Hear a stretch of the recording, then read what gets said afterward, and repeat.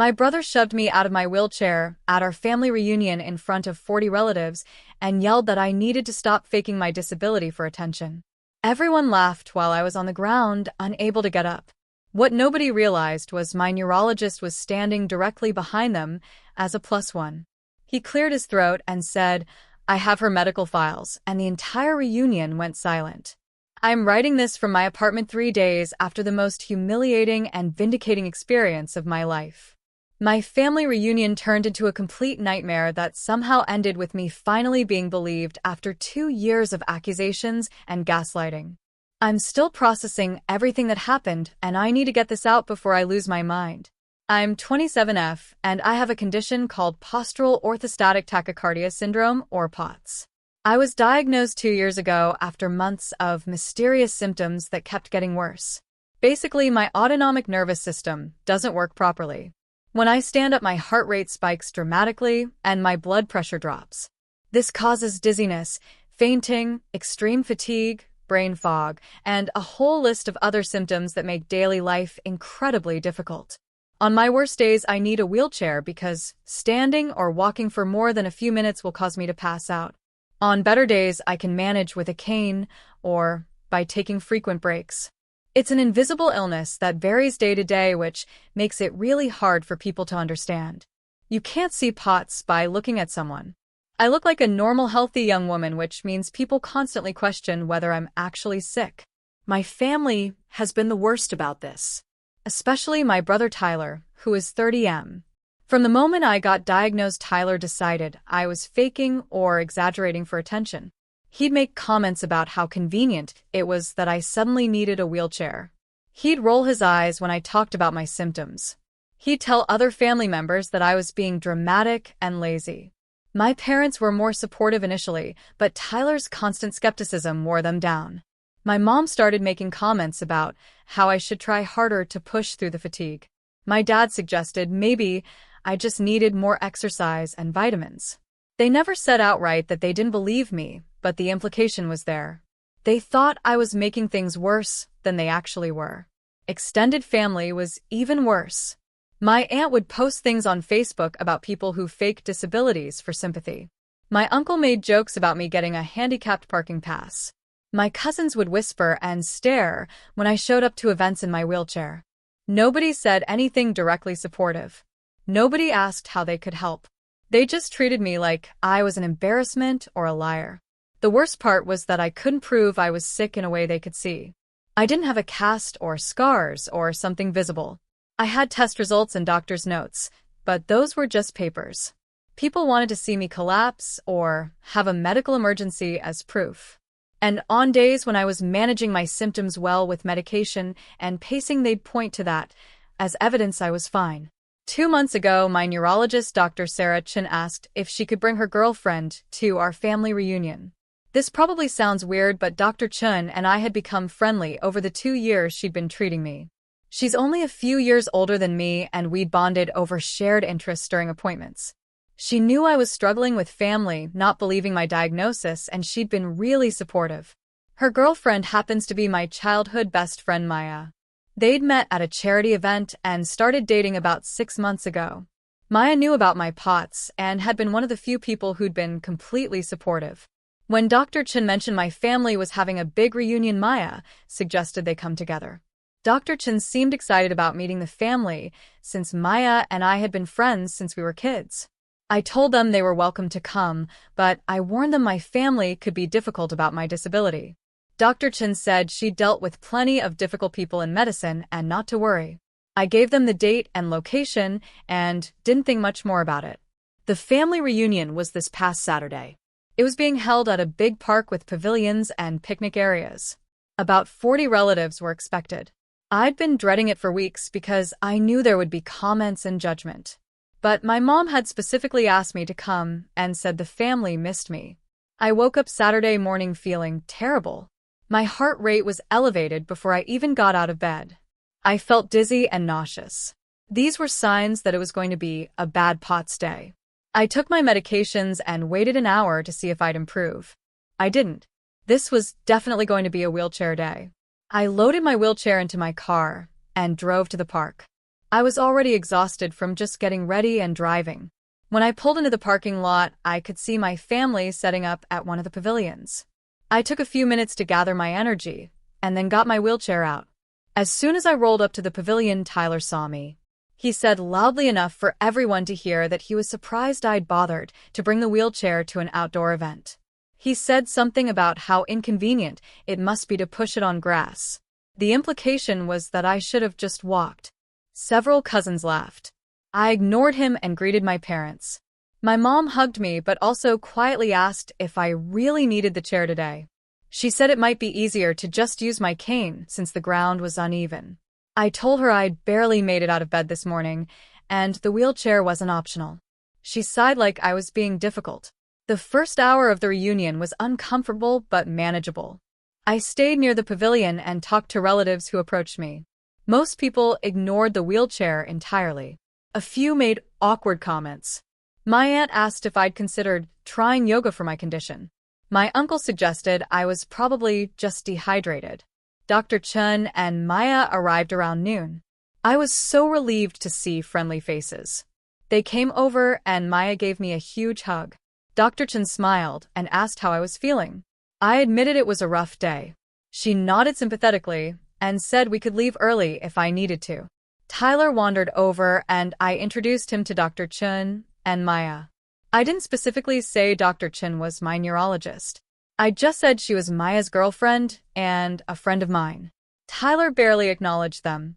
He was too busy staring at my wheelchair with his smirk on his face. About 30 minutes later, my cousin brought out a volleyball net and suggested we play a game. A bunch of the younger cousins were excited. Tyler immediately said we should do a family tournament. He started dividing people into teams. Then he looked at me and said loudly that I'd have to sit this one out obviously. He said it in this tone like it was a joke, but also like he was making a point. A few people laughed. I said that was fine, and I'd just watch. Tyler said something about how I was always watching from the sidelines lately. I tried to ignore him, but he kept going. He said it must be nice to have an excuse to never participate in anything physical. He said he wished he could just sit around all day and have people wait on him. More people were laughing now.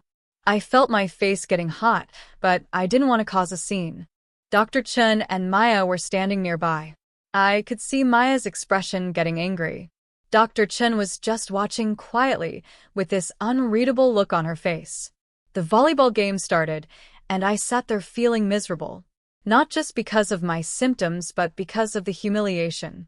My own family was mocking me for being disabled, and they thought it was funny. After the first game ended, people took a break to get drinks. Tyler walked past me and made another comment about how easy I had it just sitting there. I finally snapped and told him to shut up. I said I didn't want to be in a wheelchair and that he had no idea how hard every single day was for me. Tyler laughed and said I was such a good actress. He said I'd convinced everyone I was sick, but he wasn't buying it. He said he'd done research, and POTS wasn't even a real disability. He said it was just something lazy people claimed to get out of responsibilities. Several family members had gathered around now. Some were nodding along with Tyler. Others looked uncomfortable but weren't saying anything. I felt tears starting and I hated myself for it. I didn't want to cry and give Tyler more ammunition. That's when my mom spoke up. She said maybe Tyler had a point.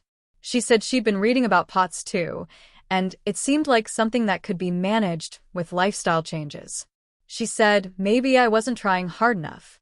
She said when she was my age, she pushed through fatigue and pain because that's what adults do. I couldn't believe my own mother was saying this. I started trying to explain that POTS isn't something you just push through, that it's a real diagnosed condition, that I was on multiple medications and following all my doctor's recommendations. But nobody was listening. Tyler said he was tired of me making everything about my fake illness. He said I'd been getting attention for being sick for 2 years, and it needed to stop. He said it was time for me to stop faking and stand up. Then he grabbed the handles of my wheelchair and shoved. I wasn't expecting it. I didn't have time to brace myself. The wheelchair tilted forward, and I fell out onto the grass. I hit the ground hard, and the impact knocked the wind out of me. I lay there gasping, trying to catch my breath. People were laughing. I could hear Tyler saying something about how I'd be fine. Someone said maybe that would teach me to stop being so dramatic. I tried to push myself up, but my arms were shaking and I felt dizzy and nauseous from the adrenaline and the position change. I was humiliated and crying and struggling to breathe properly, and people were laughing. Then I heard Dr. Chen's voice. She said, "Excuse me," very loudly and very firmly. The laughter stopped. I looked up and saw her pushing through the crowd toward Tyler. Dr. Chen is not a large person.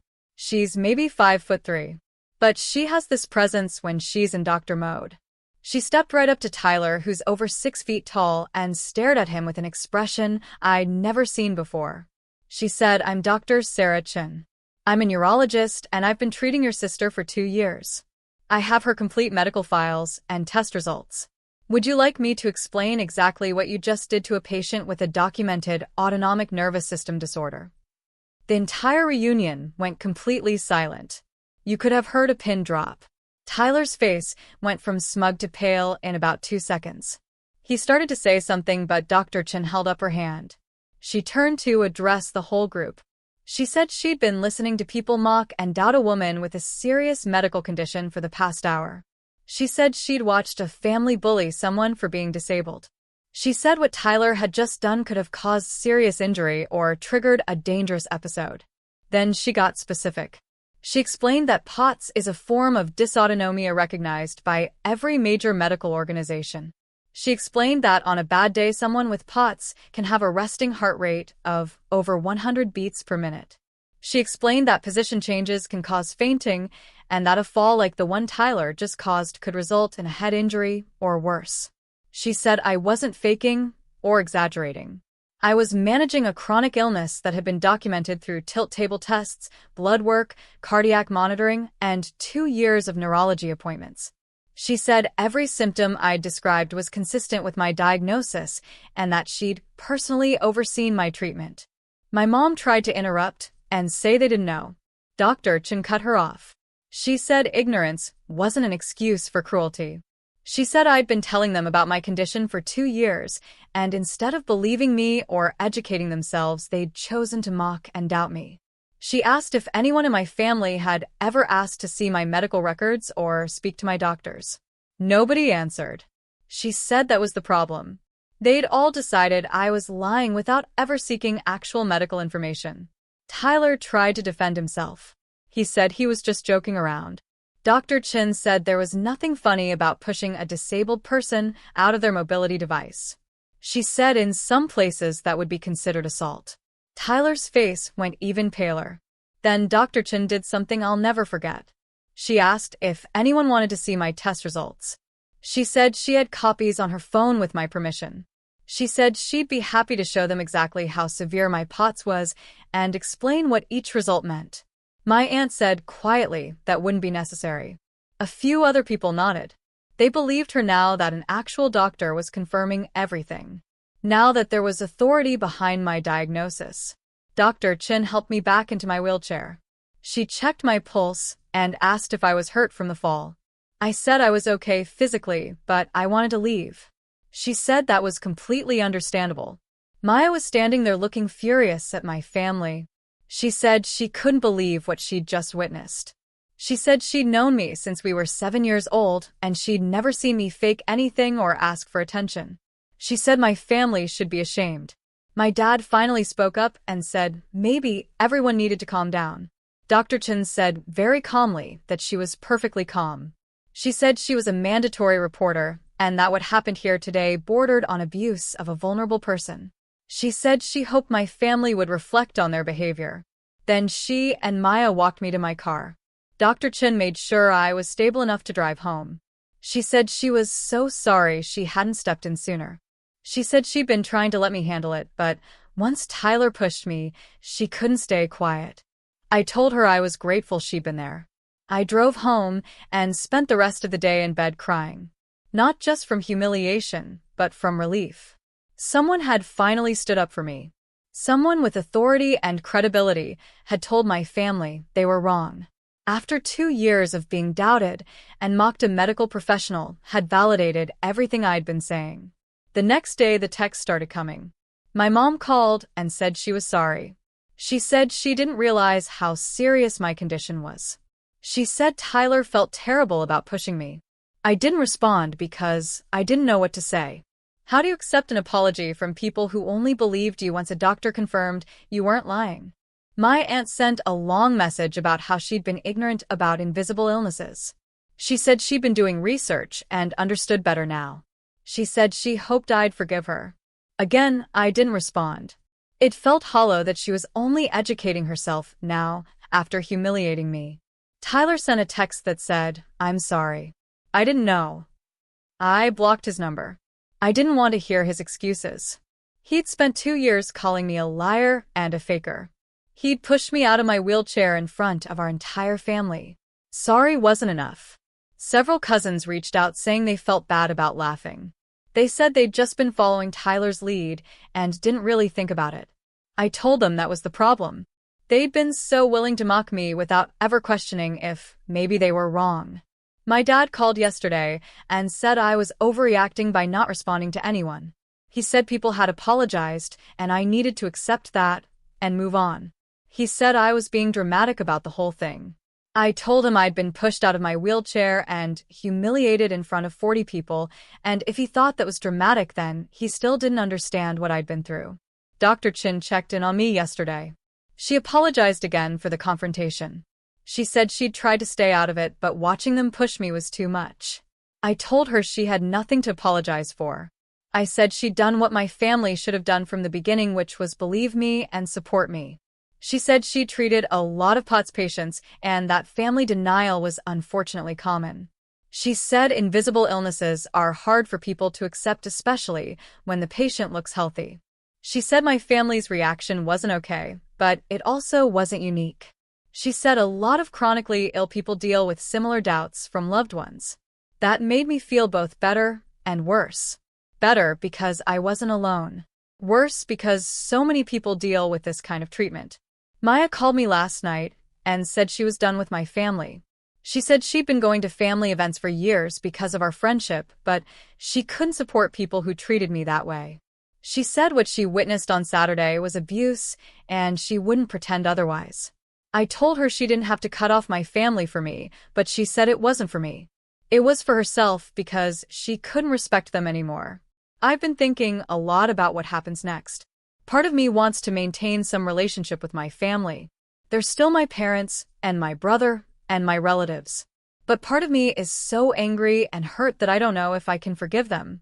The fact that they only believe me now because a doctor confirmed it is what really bothers me. For 2 years they didn't believe my experiences, or my symptoms, or my diagnosis.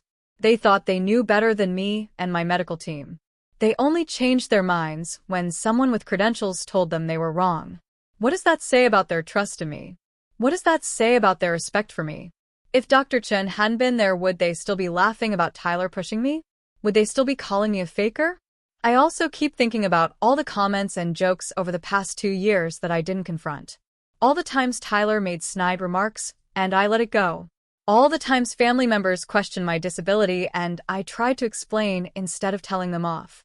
I tried so hard to be patient and understanding, and it got me nowhere except pushed onto the ground at a family reunion. My therapist says I shouldn't blame myself for how they treated me. She says their behavior is on them and not a reflection of anything I did wrong. She says chronically ill people often feel pressure to prove themselves and accommodate skeptics, but that I never owed them that. She says I had the right to set boundaries from day one. She's probably right, but it's hard not to feel like I enabled the treatment by tolerating it for so long. Maybe if I'd been more aggressive about shutting down Tyler's comments, he wouldn't have felt comfortable pushing me.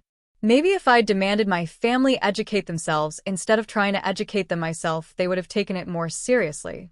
But I also don't think I should have had to fight that hard. I shouldn't have had to prove my disability to my own family. The fact that my neurologist had to stand up for me at a family reunion is insane. This should never have gotten to that point. Reddit, I don't know what to do from here. Do I accept my family's apologies and try to rebuild relationships? Do I set firm boundaries about how I'll accept being treated going forward? Do I just cut them off entirely and move on? Part of me wants to forgive them because they're family, Part of me is so angry I can barely stand to think about them. Part of me is sad that it took public humiliation and a doctor's intervention for them to finally believe me. I also don't know what to do about Tyler specifically. He physically pushed me out of my wheelchair. That's not just emotional harm. That's actual physical harm. Do I press charges? Do I demand a real apology? Do I never speak to him again? My mom keeps calling and saying Tyler is devastated and feels terrible. She says he made a mistake and wants to make it right. But I don't think pushing her disabled sister out of her wheelchair is a mistake. Mistakes are accidents. That was a deliberate choice to humiliate me. Tell me what you'd do, Reddit. Would you forgive your family after something like this? Would you cut them off? Would you press charges against your brother? I'm so lost and hurt and angry, and I don't know how to move forward. Update. The response to this has been overwhelming. Thank you to everyone who shared their own experiences with invisible illnesses and family doubt. A few things have happened since I posted. I spoke with Dr. Chun about filing a formal report about the incident. She said as a mandatory reporter she'd already documented what happened for her records. She said if I wanted to pursue legal action, she'd provide a statement. I haven't decided yet, but it's good to know the option exists. My parents came to my apartment yesterday without calling first. My dad said they'd been doing research about POTS and finally understood how serious it was. My mom was crying. She said she felt terrible about doubting me and wanted to make things right. I told them I appreciated that, but that research after the fact didn't undo 2 years of not believing me. I said they'd had plenty of opportunities to educate themselves and chose not to. My dad got defensive and said they were apologizing, and I was being ungrateful. That pretty much proved they still don't get it. Tyler showed up at my work. Security walked him out after I told them I didn't want to see him. He sent me an email saying I was destroying the family by not accepting his apology. I forwarded it to my lawyer friend, who said it could be considered harassment. Tyler is now blocked everywhere. Several extended family members have reached out with genuine apologies. My cousin Amanda, who has fibromyalgia, said she should have spoken up because she knew what it was like to be doubted. She said she was a coward and she was sorry. That one actually felt sincere. The aunt who used to post about fake disabilities on Facebook posted a long apology on her page about invisible illnesses and ableism. Several people commented that it seemed performative given she never apologized to me directly. She hasn't reached out privately. Dr. Chen told me she's had several messages from POTS patients thanking her for standing up for me. Apparently the story spread in some chronic illness support groups. She said she's glad something positive came from it. Maya and I have gotten even closer through this. She's been checking on me daily and helping me process everything. Having support from someone who witnessed what happened has been invaluable. I've decided I'm going no contact with Tyler indefinitely. What he did wasn't just mean. It was dangerous. I could have been seriously injured. I don't care that he apologized. Some things can't be forgiven. As for my parents and extended family, I'm taking space to decide what level of contact I can handle. A few people have earned back some trust by showing genuine remorse and changed behavior. Most haven't. To everyone who said I should press charges, I'm still considering it. My lawyer friend says I have a case for assault. Part of me thinks Tyler needs real consequences. Part of me just wants to move on. And to the few people who said I was being too harsh on my family, you clearly don't understand what it's like to have a chronic illness that people doubt. 2 years of being called a liar and a faker adds up. What happened at that reunion was the culmination of years of cruelty. Final thought. I'm done trying to prove my disability to anyone. If someone doesn't believe me, that's their problem, not mine. I have a diagnosis. I have a treatment plan. I have doctors who take me seriously. That's all I need.